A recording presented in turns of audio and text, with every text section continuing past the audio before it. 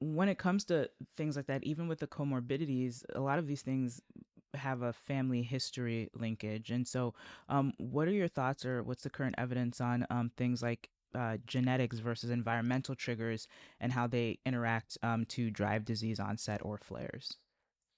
Absolutely. So, like many of the diseases, most of the diseases we see in life today, there's a genetic component. So that's our internal factors, what we were born with, and then there's also these exogenous and external factors. So that's our environment, and they both definitely play a part in the pathogenesis of psoriasis.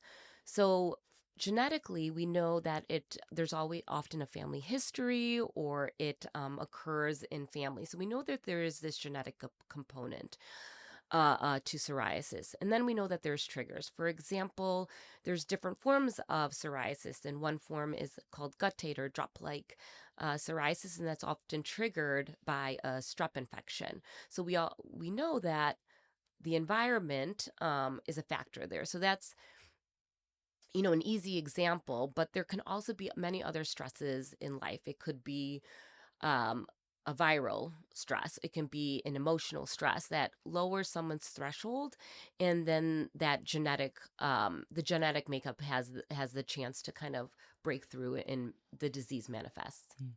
Is it typical in dealing with adults that you find adults who have psoriasis appear that hadn't had it throughout childhood? Because we're talking about things like Mhm. stressful events. Is that common? Very common.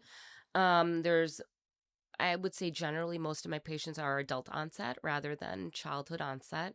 There's different peaks in life that this will manifest, and often, yeah, patients will come and say I had nothing on my skin, and this came about. So yes, there's definitely adult onset. Mhm. How do you integrate formal tools like DLQI or other patient reported outcomes into routine practice, and do they change your treatment decisions? So taking DLQY is we use that for to try to assess the quality of life and the emotional and mental toll that this takes on for patients, because psoriasis is not just in the skin, it's systemic, and there can be a lot of mental health issues that again is very individualized depending on the severity, the site location, the visibility of disease. I always try to take into account someone's mental health and how it's affecting their life when deciding on a treatment algorithm. The DLQI is a more formal version of that. It's a set of questions, and it can be used nicely to track changes over someone's time course. And actually doesn't take too much longer in clinic because it's a self-administered test. When you first meet a patient, how do you decide between starting with topical therapy, phototherapy, or moving to systemic treatment? Treatment choice is highly variable. We have a lot of medications now, which is great. Um, and again, I like to individualize my therapy to what the patient is presenting with, their goals, and realistic expectations. So I generally think first into as to the severity of disease, the site, um, so the location, and then the impact on their life, and the impact on their emotional health and mental health well-being.